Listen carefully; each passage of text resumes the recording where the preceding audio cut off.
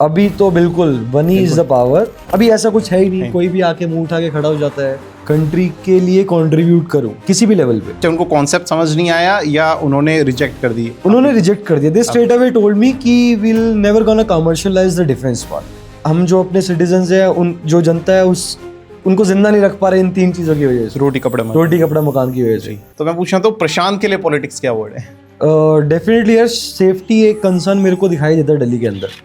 काफी कैंडिडेट्स खड़े हैं, but why would they choose you? Make sure you choose it logically, not emotionally. मेरे question था आपसे कि आपका चुनाव चिन्ह डायमंड क्यों है?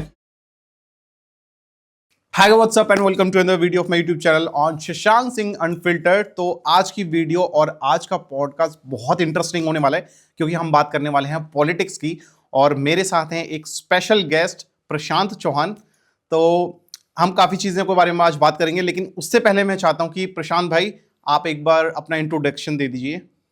Shashank, thank you so much भाई। You give me this platform to convey my message to the audience. यार मैं हमेशा से ऐसे टाइप का बंदा रहा हूँ जिसने चीज़ों को खोल के देखना पसंद किया है कि how things actually work, and then I try to put them back together in a better way. और अगर बेटर वे में नहीं हो पाता तो at least in the same way कि जिस तरीके से वो पहले था। तो अभी इसी चीज़ को हम लोग सिस्टम में इम्प्लीमेंट करने की सोच रहे हैं। Let's get into it, bring the things apart, देखते हैं कि क्या क्या प्रॉब्लम्स हो रही है यार, और लेट्स फिक्स देम। तो वही हमारा इसके थ्रू हम लोग कन्वे करना चाह रहे हैं। एंड जैसे कि अभी हम लोग बात करेंगे कि किस तरीके से हम लोगों ने इस चीज़ को इनिशिएट किया है। तो let's see how it goes and how we can improvise the system और the parts of it. Sure. मैं इस पॉडकास्ट के लिए बहुत ज़्यादा एक्साइटेड हूँ। रीज़न बिंग, मेरे को पॉलिटिक्स के बारे में उतना बहुत कुछ नहीं पता, लेकिन मैं जब भी टीवी ऑन करता हूँ या अपने घर में सुनता हूँ, सराउंडिंग में सुनता हूँ, बहुत सारी चीज़ें अप एंड डाउन में चलती रहती हैं। तो आज काफ़ी मज़ा आने वाला है, काफ़ी कुछ सीखने को मिलने वाला है। तो मैं चाहता हूँ कि यार प्रशांत जी, आप एक बार अपना बता दीजिए कि आप किस तरीके से पॉलिटिक्स में आए, थोड़ा सा बैकग्राउंड एंड हिस्ट्री। और कुछ चीज़ें मैंने ऑब्जर्व करी, वो चीज़ मैं बाद में बताऊंगा, बट मैं आपका जानना चाहता हूँ कि इंटरेस्ट आपको पॉलिटिक्स में कैसे आया? सर, इंटरेस्ट पॉलिटिक्स में नहीं था, बट डेफिनेटली इंटरेस्ट हमेशा से मेरा ये रहा है कि कुछ ना कुछ मैं कभी ना कभी कंट्री के लिए कंट्रीब्यूट करूं किसी भी लेवल पे। तो स्टार्टिंग में जब हम लोग स्कूल से बाहर निकलते हैं, एक रियल वर्ल्ड में निकलते हैं, तो मेरे डैड ने हमेशा से मेरे को बोला था कि I want you to be a part of national defence academy. तो तब मैंने एक बार अटेम्प्ट किया था, but I couldn't get through it. लेकिन दादू टोल्ड मी कि you don't need a uniform to serve your country. तो तब I like drop the plan of getting into some government role और किसी भी फेडरल प्रोफाइल में।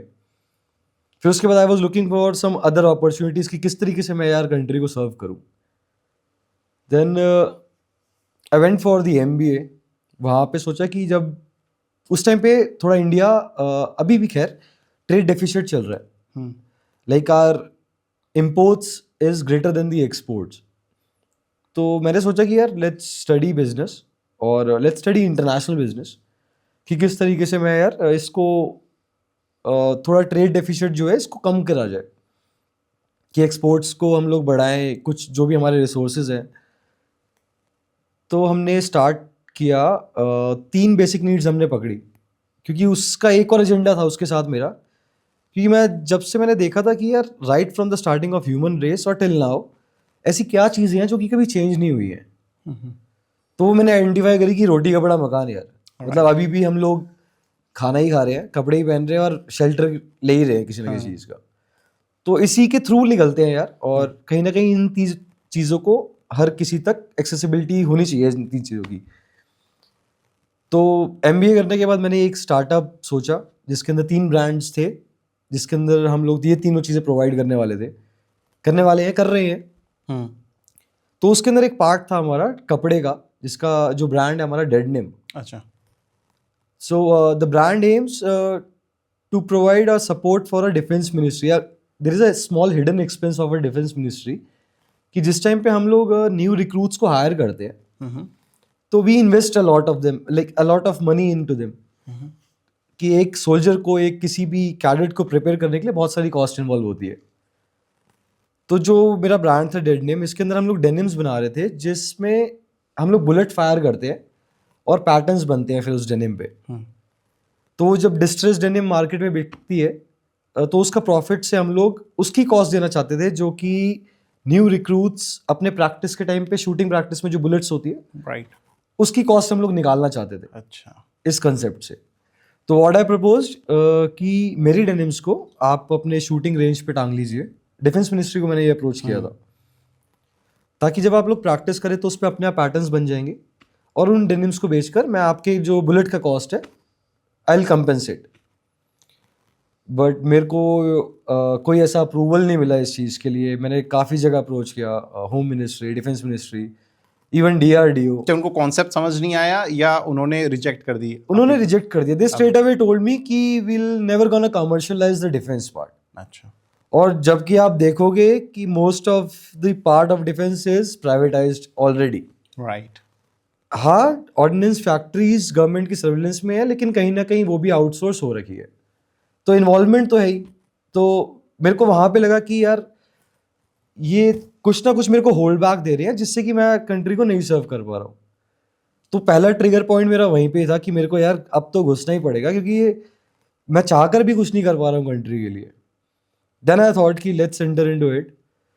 फिर उसके बाद कुछ और भी कंसर्न्स रहे मेरे कि थोड़ा सेफ्टी का मेरे को बड़ा इशू रहा है अपने कॉलोनीज में। और जैसे भी हम लोग आजकल न्यूज़ देखते रहते हैं कुछ ना कुछ ऐसे राइट्स वगैरह हो ही रहे हैं। मेरे को समझ नहीं आ रहा, या तो हमारी जनता इतनी मेंटली वीक हो रखी है कि वो किसी के बोलने से या किसी के जो भी इनके लीडर्स हैं उनके बोलने से कुछ कोई भी एक्शन ले लेती है। इन्फ्लुएंस बहुत जल्दी हो जाती बहुत जल्दी इन्फ्लुएंस हो रही है।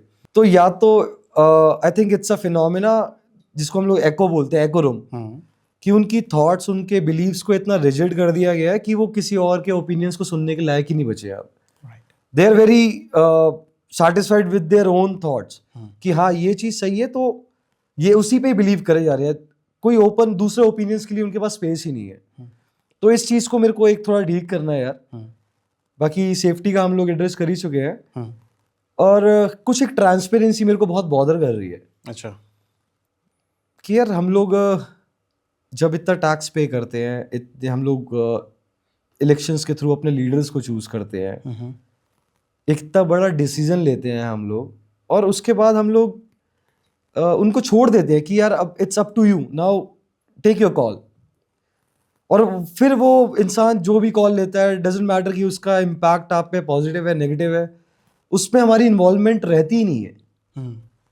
तो एक ये भी चीज़ मेरे को बहुत ज़्यादा परेशान करती है कि यार हम लोगों ने चलो चूज़ कर लिया तो एटलीस्ट हमारा इन्वॉल्वमेंट उन डिसीजन में भी तो रहे जो कि वो ले रहे हैं, क्योंकि उस बंदे को हमने बिठाया हमारे डिसीजन से बैठा हुआ है ना। तो डेफिनेटली जो वो डिसीजन ले रहा है उसके अंदर भी हमारी इन्वॉल्वमेंट होनी चाहिए। जी, आपको अभी क्या लगता है कि ऑडियंस क्या एक फैक्टर देख के अपने लीडर को चूज करती है या वोट करती है? अभी तो मेरे को सिर्फ ये लगता है कि वो आइदर पार्टी फेस, या जो हमारा पुराना ट्रेंड चलता आ रहा है जाति धर्म के नाम पे जो डिवाइड करके अपने वोट बैंक्स और उसके हिसाब से लीडर बनाना, तो अभी तो वही चल रहा है। बट कहीं ना कहीं ये मैथमेटिकली मेरे को एक मिथ लगता है, क्योंकि जब हम ऐसा कुछ देखते हैं कि अलायंसेस बनकर गवर्नमेंट फॉर्म हुई है, तो वहाँ पे majority of the people like unsatisfied रह जाते हैं, क्योंकि उन्होंने वो गवर्नमेंट नहीं चूज करी है जो कि बन गई है अब। तो फिर क्या फायदा इस डेमोक्रेसी, डेवलपमेंट नहीं होती। डेवलपमेंट की तो बात की बात आएगी जब वो लोग, उनकी इंटेंशन ऐसी होगी कि हाँ सच में डेवलपमेंट करना है। हमें बोला जा रहा है वोट देने के लिए, हमारा इंटेंशन नहीं है उस वोट को देने के लिए। कहीं ना कहीं तो देना ही है। अगर आपके पास एक ऑप्शन भी दे दिया नोटा का, आप नोटा भी दे दोगे तो क्या होगा उससे? दोबारा इलेक्शन होंगे, फिर सेम ऑप्शंस, फिर दोबारा होगी। तो ये तो कोई नहीं, ये तो एक लूप बना दिया आप लोगों ने। कहीं ना कहीं उसको एट द एंड घूम फिर के उन्हीं 3-4 ऑप्शंस में से चूज करना पड़ेगा, और that doesn't make any sense for me. तो इसका एक कुछ तो क्राइटेरिया होना चाहिए जी। नहीं हो तो मतलब एटलीस्ट हमारे अलग अलग जो लेवल्स हैं गवर्नमेंट के, जैसे अभी सिस्टम में हमारे 3 पार्ट्स हैं, एक लेजिस्लेटिव का, एक जुडिशरी का और एक एग्जीक्यूटिव का। एग्जीक्यूटिव और जुडिशरी दोनों के अंदर एग्जाम्स हैं to take lead, to represent your states, लेकिन ये लेजिस्लेटिव में नहीं है। क्यों? जबकि उनका डोमिनेंस ज़्यादा है एग्जीक्यूटिव और जुडिशरी पे। तो आई थिंक कि इसके लिए भी कुछ प्रोविजन होना चाहिए कि whosoever is representing your constituency should be or or is eligible for that post.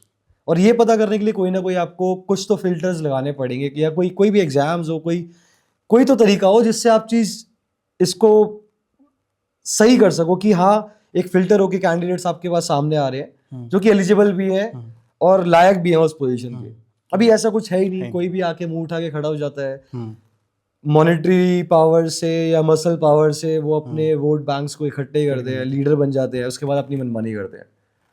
सफ़र करती है जनता जो कि इतनी भोली है, उसको पता ही नहीं है कि उसके लिए सही क्या है, उसके लिए गलत क्या है। राइट, कंप्लेंट्स करती है कि हम इतना टैक्स पे कर रहे हैं, डेवलपमेंट नहीं हो रही, इंफ्रास्ट्रक्चर में हम जीरो हैं, हम कंपैरिजन इंटरनेशनल कंपनी या फिर टीम्स के साथ करते हैं, फिर हम कहते हैं यार वहाँ पे तो ये डेवलपमेंट हुई है, हम ओवर क्राउडेड हो रहे हैं। तो ये सब चीज़ें कहाँ मिसमैच हो जाती है, बंदा कहाँ पे अपने आप को ब्लेम कर देता है, या जब सही एक्शन लेना होता है वहाँ पे तो यार जो चीज़ें पहले से जैसे आपने मेंशन करा कि यार पॉलिटिकल फेस है, 2-3 पॉलिटिकल फेस है, उन्हीं को ही वोट देना है, right, this is one of the factor. या फिर हमारे घर में शुरू से ही प्रथा चली आ रही है कि हम बीजेपी या फिर कांग्रेस को ही वोट करना है तो हम उन्हीं को ही करते आ रहे हैं। So where do you think कि यहाँ पे हमारा फेलियर है, और अगर कोई टीम या ऑडियंस या मैं बोलता हूँ पब्लिक या आपकी फैमिली आपको देख रही है तो आप ऐसा क्या चेंज लेकर आएंगे उसमें?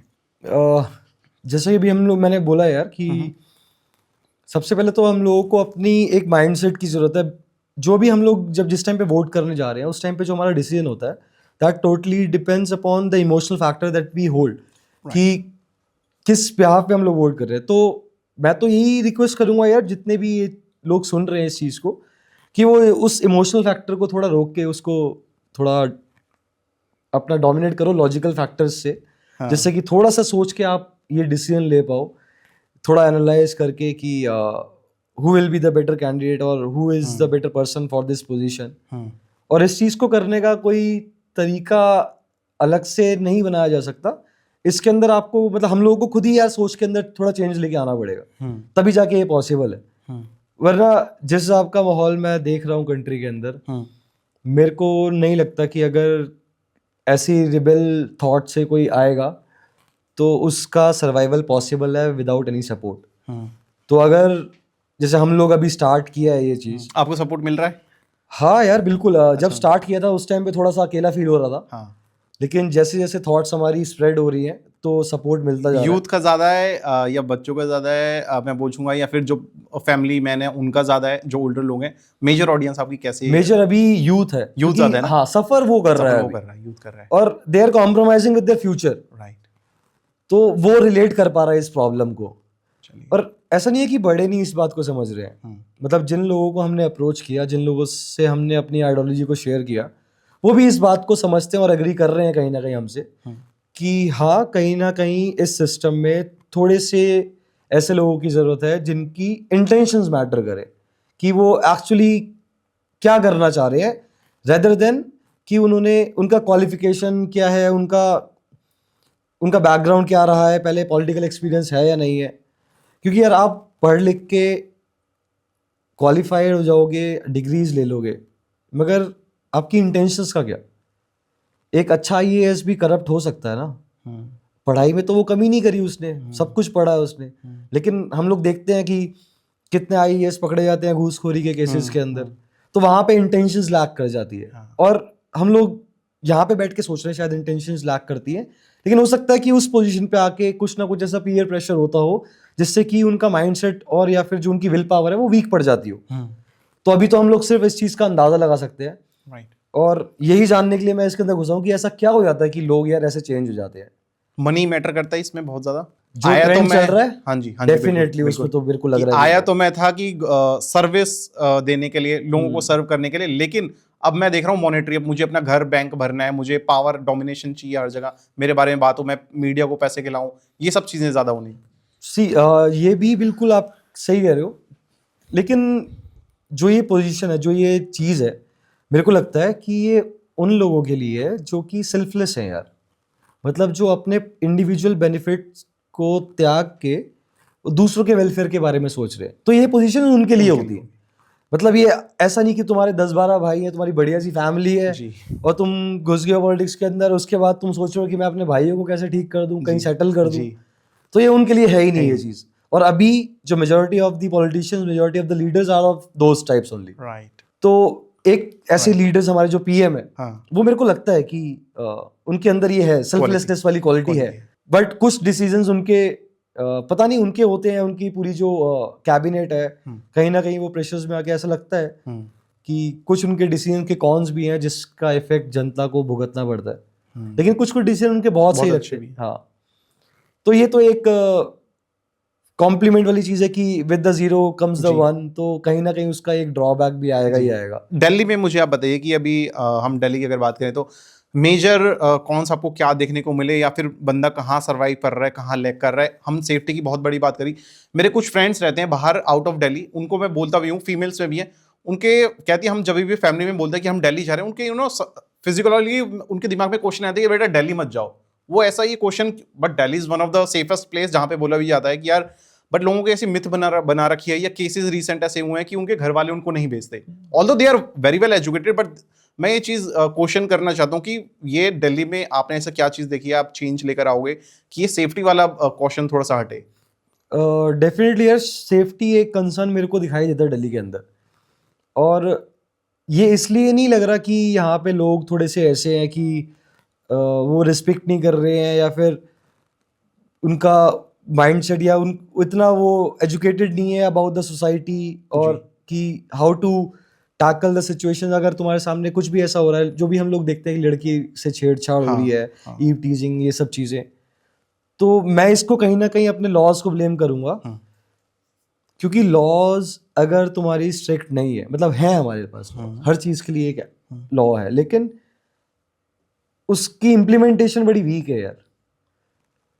अगर तुमने कोई लॉ बना दी है और उसके बाद भी उसको कोई ब्रेक कर रहा है, तो either you have to be very strict about it, या तो उस लॉ का कोई मतलब ही नहीं है। तो स्ट्रिक्टनेस बढ़ेगी थोड़ी सी, तो ये चीज़ अपने आप लाइन पे आ जाएगी। मतलब आप टॉलरेंस क्यों कर, मतलब ये टॉलरेंस का जो फैक्टर है इसको कम कर दो ना बिल्कुल ही। क्यों इतने उस लेवल पे जाने दे रहे हो कि कोई किसी को छेड़छाड़ करे, फिर उसके बाद हमारे इतने सीवियर रेप केसेस वगैरह, ऐसे ड्रास्टिक से चीज़ें होती हैं जो इतना डिस्टर्ब कर देती हैं। तो उस लेवल तक का वेट क्यों कर रहे हो यार? पहले ही उस चीज़ को रोक दो ना। तुम अगर पहले ही बोल दोगे कि physical harm is not allowed और इनटॉलरेबल है, और करके दिखाओ, फिर कौन करेगा? उसके बाद जो करे उसको तुम इस तरीके से उसको हैंडल करो कि पब्लिक के दूसरे सामने वाले, वो दिखाओ, एग्जैक्टली सबक दूसरे वाले की हिम्मत ही ना हो कुछ करने की, उसके पहले ही माइंड में बैठ जाए। अभी लोगों के माइंड में जो भी क्रिमिनल माइंडसेट टाइप के जो भी लोग हैं, उनके दिमाग में यही है ना यार कि पैसे देके चीजें हो जाएंगी, थोड़ा जेल में रिहायत मिल जाती है, अपने भाई भाई हैं उधर, या अंदर सेटलमेंट है, कोई दिक्कत नहीं होगी अपने को। तो ये कहीं ना कहीं हम लोग लैग कर रहे हैं, हमारा सिस्टम लैग कर रहा है, हमारा कॉन्स्टिट्यूशन लैग कर रहा है, या जो इम्प्लीमेंटेशन है लॉज का वो लैग कर रहा है। इतना बढ़िया कॉन्स्टिट्यूशन बना हुआ है यार, उसको थोड़ा सा स्ट्रिक्टनेस से फॉलो कर लो, थोड़े से आप फोर्सेज है हमारे पास यार, इन्वॉल्व कर लो उसको इस चीज़ के अंदर, क्या प्रॉब्लम है? जब ये चीज़ हो जाएगी, थोड़ी सी स्ट्रिक्टनेस हो जाएगी, मेरे को लगता है लोगों को सबकॉन्शियसली या कॉन्शियसली उनके दिमाग में चले जाएगा कि अगर वो ऐसा कुछ एक्शन लेते हैं तो उसका जो ड्रॉबैक, उसका रिपरकशंस बहुत खतरनाक होंगे। जब ये लोगों के दिमाग में बैठ गया तो डेफिनेटली वो क्राइम रेट्स अपने आप कम, और सेफ्टी की आपको एक ऐसी फीलिंग आने लगेगी एनवायरनमेंट में कि यार हमारे पास इतनी स्ट्रॉन्ग लॉज हैं कि वो हमें सेफ रखेंगी। तो ये होना मेरे को लगता है बहुत ज़रूरी है। So this is one of the best answer that I have heard so far about the safety part. And एक चीज़ मुझे आपके अंदर बहुत अच्छी लगी, हम अगर एजुकेशन को एक साइड पे रख दें, एक होता है बात करने का तरीका, मैंने कितना से सीखा, और मैं बात ऑडियंस में या फिर अपने लोगों में किस तरीके से पहुंचाना चाह रहा हूँ। एंड मुझे ऐसा लगता है कि लीडर्स जितने भी हैं, फिर पॉलिटिशियंस, या उनको ये चीज़ बहुत अच्छे से आनी चाहिए कि हम पीछे बैक ऑफ द स्टोरी क्या भी चल रही है, बट इन फ्रंट हम अपनी बात को किस तरीके से रख पा रहे हैं लोगों के सामने, और एक्शन, कॉल टू एक्शन हम क्या ले पा रहे हैं। So that is one of the thing जो कि मुझे आपके अंदर वो चीज़ देखने को मिली। एंड इसीलिए ही मैं आपसे मिलना भी चाहता था, अपने लोगों तक भी वो चीज़ बात पहुंचाना चाहता था कि यार one of the most educated part about the politics side as well. हम पॉलिटिक्स के बारे में यही सुनते हैं, पॉलिटिशियन, मूवी बॉलीवुड में भी दिखा जाता है, पॉलिटिशियन है, उसको ये नहीं आता होगा, वो नहीं आता होगा, एक्शन पैसों के पे काम करता होगा, या एक्शन नहीं लेता होगा, कोई और लेता होगा। But this is one of the good side about the politics side as well. मुझे आपसे वो चीज मेन जाननी थी. So thank you so much for that Prashant ji. So guys, बातें तो चलती रहेंगी हमारी प्रशांत भाई के साथ, लेकिन मैं आपको मिलवाना चाहता हूं अपने रिकवरी पार्टनर से, जो है फ्यूल वन का वे मैक्स प्रोटीन, जिसमें मिलता है 27 gram of protein per scoop of serving. और इसके यूएसपी के बारे में बात करूं तो easy to digest and good in taste. तो चाहे आपका गोल हो वेट लॉस करना या फिर मसल गेन करना, ये प्रोटीन आपके लिए बेस्ट रहने वाला है. And one more thing guys, चाहे आप इनका प्रोटीन लो, क्रेटीन लो, डेडलिफ्ट का प्री वर्कआउट लो या फिर लो mass gainer, just don't forget to use my code Shashank phone for further discounts. तो मेरा नेक्स्ट पॉइंट है कि यार इंडिया में या फिर स्पेशली हम लोग देखते हैं कि यार चीजें बहुत ओवर क्राउडेड हो रही हैं. कंपटीशन इतना ज्यादा होता है, हम हर चीज में घुसते हैं कि यार कंपटीशन बहुत है, यार कंपटीशन बहुत है. बंदा टैलेंटेड भी है हर चीजों में, चाहे मैं किसी भी लाइन में खड़ा हूँ, कंपटीशन बहुत है, ओवर क्राउडेड हो रही है. तो इसको कैसे कम किया जा सकता है, इस पे कैसे कंट्रोल किया जा सकता है? How, what is your opinion to that? शांग, इसको कम तो नहीं किया जा सकता लेकिन बट डेफिनेटली इसको एक ऑर्गेनाइज वे में टैकल किया जा सकता है. हाँ. जैसे कि मैं अभी अपनी कॉन्स्टिट्यूएंसी की बात करूं, जहाँ से अभी मैं विधानसभा के इलेक्शन फाइट कर रहा हूँ, वहाँ पे मेरे को एक एंट्री एग्जिट का बहुत प्रॉब्लम लगता है यार. क्राउडेड है, नो डाउट, बहुत क्राउडेड हो गया यार. और जो हमारी पालम कॉन्स्टिट्यूएंसी है, वो एक हाइब्रिड काइंड ऑफ है, एक मार्केट प्लेस, एक कमर्शियल प्लेस का और एक रेजिडेंशियल प्लेस का. तो इस वजह से ज़्यादा हौच पौच हो रखा है वहाँ पे. तो थोड़ा सा ऑर्गेनाइज किया जाए, एक मार्केट प्लेस को एक अलग पोर्शन दिया जाए और रेजिडेंशियल का एक अलग सेगमेंट किया जाए. इस तरीके से मेरे को लगता है कि इसको टैकल कर सकते हैं, लेकिन कम तो मेरे को कोई ऐसी पॉसिबिलिटी दिखाई नहीं दे रही है. तो कुछ तो इसका मतलब, हाँ, डेफिनेटली इसको निकालना पड़ेगा, और वो तभी पॉसिबल है जब हम लोग सब एक डायरेक्शन में होकर इस चीज़ के बारे में सोचे, क्योंकि एक बंदे के ओपिनियन से नहीं होगा. अभी मैं बाहर बैठ के देख रहा हूँ पालम के बारे में, किसी के बारे में, और जो बंदे उधर उस चीज़ को एक्सपीरियंस कर रहे हैं ऑन ग्राउंड रह के, तो उनकी इन्वॉल्वमेंट से भी एक फीडबैक मिलेगा कि हाँ यार, इस चीज़ को किस तरीके से हैंडल कर सकते हैं, किस तरीके से ऑर्गेनाइज कर सकते हैं. तो उस बारे में मेरे को लगता है कि सबकी इन्वॉल्वमेंट हो, तब जाके थोड़ा ऑर्गेनाइज हो पाएगा, वरना और कोई मेरे को ऐसा ऑप्शन दिखाई नहीं दे रहा है इसके अंदर. थोड़ा सेंसिटिव टॉपिक है, हाँ, है ना. बट हाँ, लोगों को अवेयरनेस इस चीज़ की ज़रूर होनी चाहिए अबाउट द ओवर क्राउड या ओवर पॉपुलेशन वाला पार्ट. हम वैसे भी इंडिया कंट्री में बहुत हाई टच कर रहे हैं, जिसका कॉज भी है, अच्छी बात भी है दैट कि मैन पावर हो रहा है, अपॉर्चुनिटी मिल रही है, हम एज अ टीम या फिर एज अ कंट्री कहीं ना कहीं ग्रो भी कर रहे हैं हर एक फील्ड में भी. बट बहुत सारे लोग इसकी वजह से सफ़र भी कर रहे हैं. हाँ, डेफिनेटली कर रहे हैं सफ़र, क्योंकि majority of the man power in India is unskilled. Right. तो वो अपना कहीं पे कंट्रीब्यूशन दे ही नहीं पा रहे हैं चाहकर भी. हाँ. हर एक बंदा, अब ये भी एक्सपेक्ट नहीं कर सकते कि हर एक बंदा स्किल्ड हो, लेकिन जितने स्किल्ड है एटलीस्ट वो तो अपना इनपुट दे. हाँ. हमें वो भी नहीं मिल रहा है. जिन्होंने इनिशिएटिव ले लिया बस वही लगे पड़े हैं, बाकी they just blame the government. हाँ, जिनको नहीं उसके मिला बाद- they just blame the government हाँ, कि यार गवर्नमेंट खुद का इन्वॉल्वमेंट नहीं लेना, लेकिन दूसरों को भी ब्लेम करना है. तो इस वाले एटीट्यूड को हमें थोड़ा सा चेंज करना पड़ेगा. यार कोई और नहीं कर रहा तो तुम आगे कर लो यार. यू गिव योर इनपुट कि तुम सजेस्ट कर दो like how we can tackle this. जी. ये एटीट्यूड रहेगा सबका तो सारी प्रॉब्लम सॉल्व है यार, वरना तो फिर ऐसे ही बैठे रहेंगे और ऐसी दो जने बात करते रहेंगे कि कैसे इसको सॉल्व करें. एक्शन टेकिंग बहुत ज्यादा जरूरी है. बहुत जरूरी है. ठीक है. तो प्रशांत भाई, मेरे को एक क्वेश्चन पूछना था. जिस हिसाब से आप पॉलिटिक्स में आए हैं, a very strong reason to make the change. ऐसा भी हो सकता है कि आपको कहीं ना कहीं थ्रेट भी देखने को मिले. आपकी फैमिली भी है, you have very close people around you as well.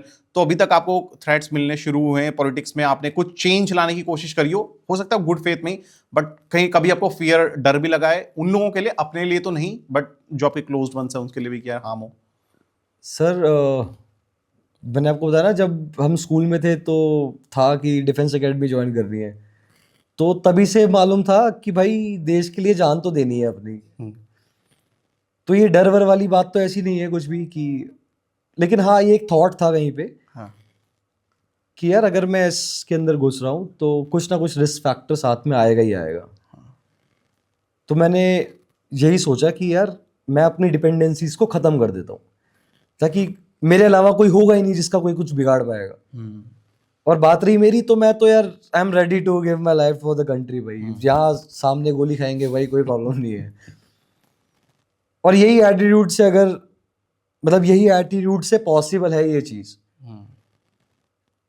बाकी थ्रेड्स वगैरह तो नहीं, लेकिन हाँ ऐसे सजेशंस आते रहते हैं यार। इसको थोड़ा डिप्लोमेटिक वे में लेके जाते हैं हम लोग कि मत कर ऐसा, हाँ क्यों तू ऐसे हमसे हमारे अपोजिशन में आ रहा है। हाँ मतलब इस तरीके से मेरे को आती रहती हैं बातें, अच्छा बट हार्डली मैटर्स यार फॉर मी, क्योंकि मेरे दिमाग में बड़ी क्लैरिटी है इस चीज़ को लेके कि किस तरीके से मेरे को आगे इस चीज़ को लेके जाना है। और हमारे एजेंडाज यार ग्लोबल लेवल के हैं, जैसे कि रोटी कपड़ा मकान वाला हाँ। था। तो जब हमने इसको स्टार्ट किया था तब हमारा यही था कि यार एटलीस्ट ये 3 नीड्स हर एक लिविंग बीइंग, ह्यूमन बीइंग मतलब के पास हो, एक्सेसिबिलिटी हो इन 3 चीज़ों की, और किसी की भी जान ना जाए यार इनकी वजह से। इनकी वजह से क्योंकि अभी देखने में बहुत अच्छा लगता है, ऐसे भी आप बोल रहे थे कि इंडिया डेवलप कर हाँ रहा है, हाँ साउंड्स वेरी फैसिनेटिंग कि Right. India will be the global leader, but एक बार अंदर झांक के देखते हैं तो यार Backstory. अभी लोग मर रहे हैं, भूखे मर रहे हैं, सर्दियों में उनके पास कपड़े वपड़े नहीं है, रोड में शेल्टर होम्स में जगह नहीं है, हाँ तो वो बेचारे ठंड से मर जाते हैं। right. तो इतनी सारी डेवलपमेंट, इंडिया को इतना सब पूरे ग्लोबल लेवल पे स्टेज करना doesn't make any sense if हम जो अपने सिटीजन्स हैं, उन जो जनता है उनको जिंदा नहीं रख पा रहे इन 3 चीज़ों की वजह से, रोटी कपड़े में रोटी कपड़ा मकान की वजह से। जी। तो इतनी सब बातों का कोई फायदा नहीं है यार, जितना मर्जी तुम ग्रो कर लो, जितना मर्जी तुम इंडिया को दिखा दो कि हाँ यार ये दुनिया पे राज करेगा, India will be the global leader, सपने दिखाते हैं बड़े सपने बड़े। दिखा दिए, लेकिन अंदर की असलियत तुम भी सब जानते हैं। जानते तो यार हम लोग 10th तब पास करते हैं ना, पहले 9th हो जाए, 8th हो जाए, 7th हो जाए। तो अभी हमारा फर्स्ट लेवल ही क्लियर नहीं है, जहाँ पे हम लोग बेसिक नीड्स की वो रखें कि लाइक वी मेक श्योर कि everyone has the accessibility to these things, और बात कर रहे हैं हम लोग ग्लोबल लीडर बनने की। तो आप इस पे क्या एक्शन, जैसे हमने बात करी रोटी कपड़ा और मकान, आपने रूट कॉज देखा, आपने एक्शन आप लेने वाले, तो मैं वही देखना चाहता हूँ कि आपको ऐसा क्या चेंज लगता है जो आप लेकर आएंगे जहां पे ये प्रॉब्लम कई हद तक सॉल्व आउट हो, या लोग आपको चूज करें कि यार इस बंदे ने बेसिक रूट कॉज पकड़ा है, अब उस पर वो काम करने वाला है। इसके अंदर एक चीज मेरे को लगती है जो कि थोड़ा सा चेंज ला सकती है, विच इज ट्रांसपेरेंसी। ट्रांसपेरेंसी होना सिस्टम में बहुत ज़रूरी है। कहने को अभी भी सबके पास राइट्स हैं, कुछ भी जानना चाहते हो आईटीआर फाइल करो, तुम्हें मिल जाएगा। RTI sorry, right to information, वो फाइल करो तुम्हें मिल जाएगा, बट बहुत हेक्टिक प्रोसेस है, किसी को पता भी नहीं होगा किस तरीके से फाइल करना है, वो इतने चक्कर काटेगा किसी चीज़ को जानने के लिए यार, वो छोड़ ही देगा कि छोड़ यार मैं अपना काम कर लेता हूँ। जरूरत क्यों है यार इस चीज़ की, आरटीआर फाइल क्यों करनी है? तुम इतनी क्लियरेंस रखो, इतनी ट्रांसपेरेंसी रखो ना प्रोसेस के अंदर कि लोगों को दिखाई दे ऊपर से फंड्स आए हैं किसी चीज़ को इम्प्लीमेंट करने के लिए। फॉर एग्जाम्पल 100 करोड़ का फंड रिलीज हुआ है किसी चीज़ को, और वो नीचे तक आते आते साला 20 करोड़ बच रहा है। तो यहाँ की जो ट्रांसपेरेंसी, जो ओपेसिटी यहाँ पे तुमने मेंटेन कर दी कि ये 80 करोड़ का कहाँ गया, तो ये चीज़ क्लियर होना चाहिए। गवर्नमेंट मतलब लोगों को दिखाई देना चाहिए कि किस किस लेवल पे आते आते वो फंड्स इतने कम कैसे हो गए, और कोई इसको जानने की कोशिश भी नहीं करता है। अभी ये कॉमनवेल्थ गेम्स का मैंने सुना था कुछ टाइम पहले हुआ था, हाँ, फंड्स के है ना, 2010। हाँ वो सुना था मैंने कि उसमें काफी बड़ा पब्लिक के सामने भी निकल के आया था कि यार इतना स्कैम हुआ है या फिर घोटाला हुआ है, इतने अमाउंट का जो फंड्स मिले थे वर्सेस जो डिलीवर किया गया, दैट इज। और उसी वजह से बाहर से जो लोग होते हैं, इंटरनेशनल प्लेयर्स आने में थोड़ा सा कतराते भी हैं कि यार बिल्कुल चीजें यहाँ पे डेवलप नहीं हो रही। ठीक है, पीपल आर सेइंग कि हाँ ये सब चीजें हैं हमारे पास, all the things are going up, but हाँ जैसे आपने बात राइटली एड्रेस, इस पे मूवीज भी बनी है। मैंने एक ये अक्षय कुमार की कोई मूवी थी, उसमें भी मेरे को जहाँ तक याद है, उसमें भी इसने यही चीज़ ही दिखाई की थी कि बीच में घोटाले बहुत होते हैं, जो एजेंडाज होते हैं वो हटा दिए जाते हैं, इंफ्रास्ट्रक्चर के लिए पैसे आए हैं बट कम होकर इतना हुआ कि बात तो हम हाईवेज के कर रहे हैं, एक्सप्रेस वे की कर रहे हैं, बट हम एक्चुअल में डिलीवर क्या कर रहे हैं, टूटी हुई रोड या फिर बारिश हुई है वहाँ पे गड्ढे हो रखे हैं, वो सारे फंड्स फिर कहाँ जा रहे हैं? That's was the question. सच में यही चीज तो जाननी है मेरे को भी यार, कि ऐसा क्या हो रहा है कि हर लेवल पे तुम्हें पैसे खाने की जरूरत पड़ रही है when you already have a compensation for your role, कि तुम्हें सैलरी मिल रही है यार, और जस्टिफाइड सैलरी है, इनफ है। अभी रिसेंटली कुछ इन्होंने अनाउंसमेंट करी थी यार हमारी रूलिंग गवर्नमेंट ने कि they will increase the government employ salary by 35%। क्या जरूरत है यार 35%? मतलब वो पब्लिक डीलिंग के अंदर वैसे ही ये लोग इतना करप्शन, इतना वो फैला रखा है इन्होंने, क्योंकि जहाँ पे भी पब्लिक डीलिंग होगी वहाँ पे स्कोप होता है इस चीज़ का, करप्शन का। राइट। तो तुम उसको क्यों प्रमोट कर रहे हो यार? मतलब ऑलरेडी दे आर, मतलब वैसे ही लूट रहे हैं वो लोगों को। कुछ भी, अभी ट्रैफिक वाला भी एक एग्जांपल ले लें, वो रोकता है तो चालान काटने से पहले वो अपना सोचता है कि छोड़ यार, 100 रुपए लेके इसको छोड़ देता हूँ।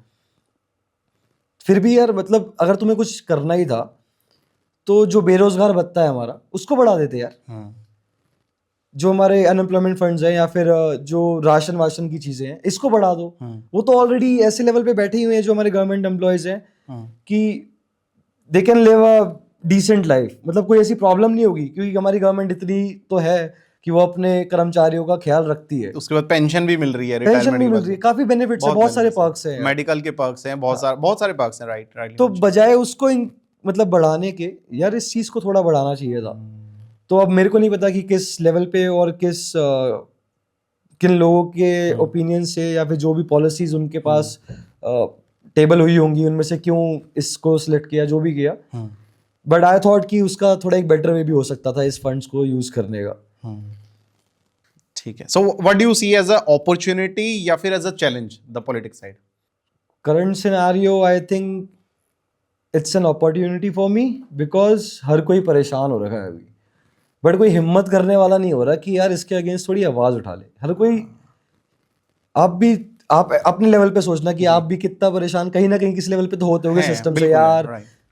चल मैं ही कॉम्प्रोमाइज करके कुछ छोड़ता हूँ, इग्नोर करता हूँ।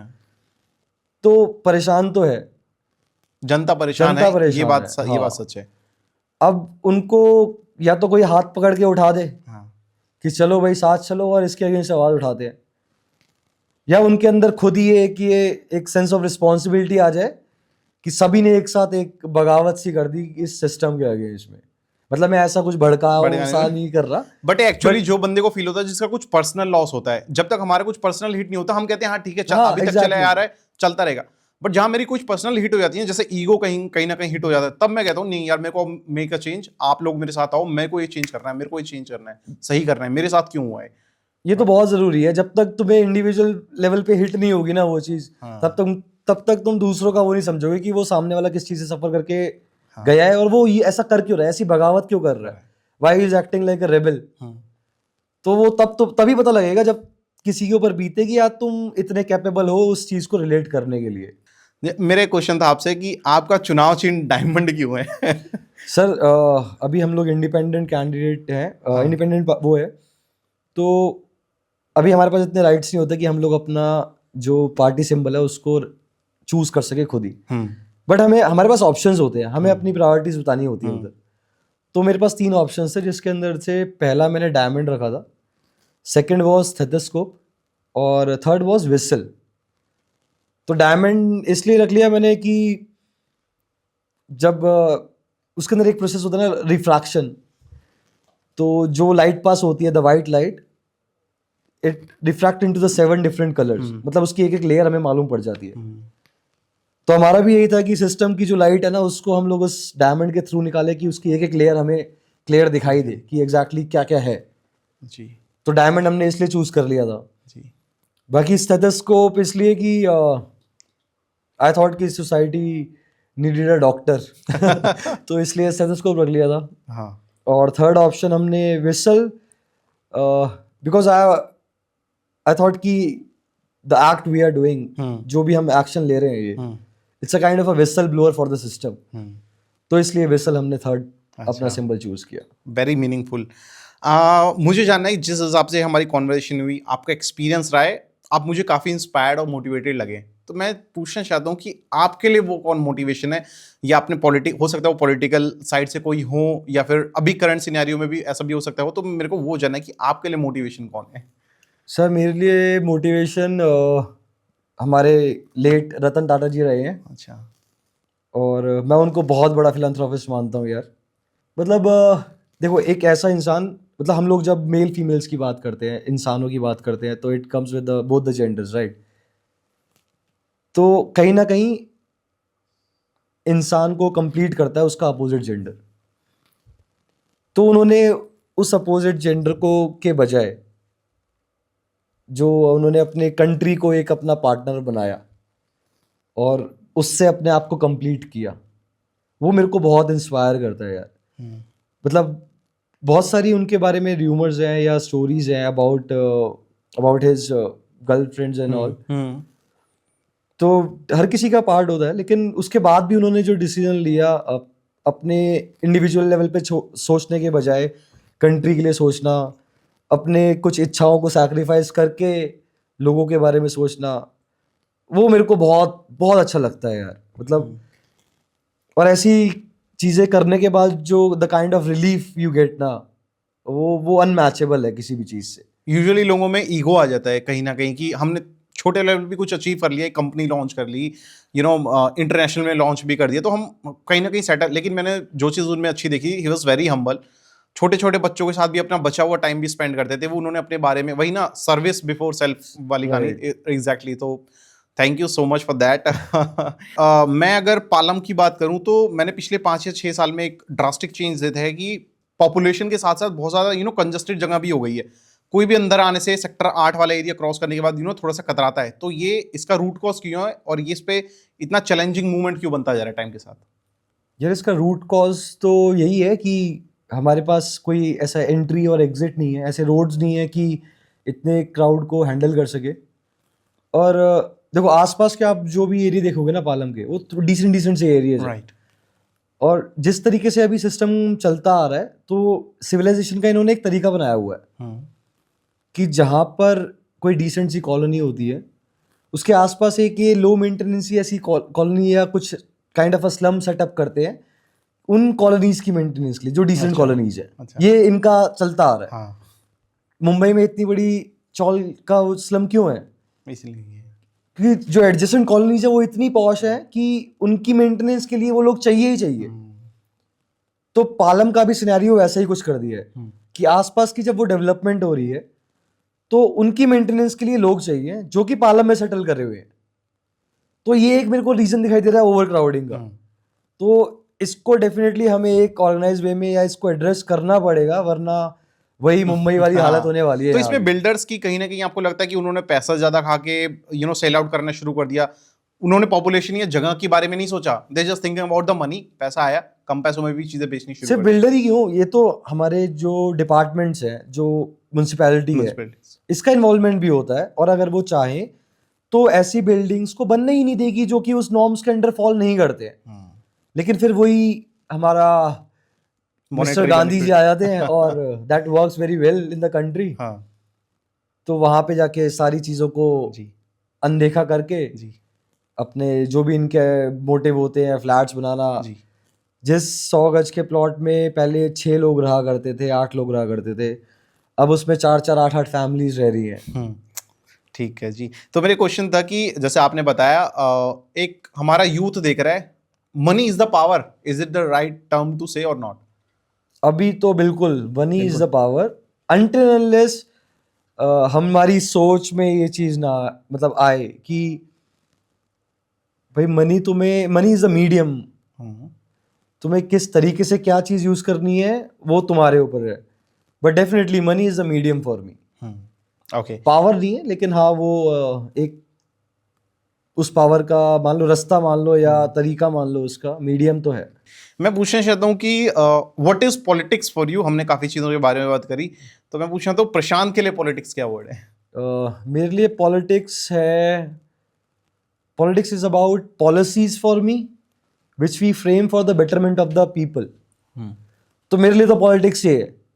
अब कॉर्पोरेट वाले लोगों के लिए या कंट्री के जो हमारे लीडर्स हैं उनके लिए पॉलिटिक्स कुछ और है। जो भी वो करते हैं या जिस तरीके से भी वो अपना डिप्लोमेटिक वे में गलत चीज़ों को भी पोर्ट्रे कर देते हैं, या फिर आपके साथ होके भी आपके साथ नहीं होते हैं, जो भी एक तरीका है इनका एक अपने आप को सही दिखाने का या दूसरे को गलत साबित करने का, मतलब उनका पॉलिटिक्स का डेफिनेशन अलग होगा। But for me it's about policies. मेरा क्वेश्चन है, या फिर जनरल ऑडियंस का भी क्वेश्चन होगा जो आपको फर्स्ट टाइम भी देख रहे होंगे, कि काफी कैंडिडेट्स खड़े हैं but why would they choose you? हाँ, ये क्वेश्चन तो बहुत सही लगा मेरे को और इसका मैं जवाब भी देना चाहूँगा। देखो यार, मैं ऐसा नहीं बोल रहा किसी को भी कि मेरे को चूज़ करो, और मतलब मेरे पास भी ये एक ऑप्शन होना चाहिए कि मैं भी किसी को चूज़ कर सकूँ, कि मेरे को नहीं करना ये सब चीज़ें यार। I don't want to be a part of this, because ये किसी और की रिस्पॉन्सिबिलिटी है जो कि नहीं कर पा रहा ढंग से।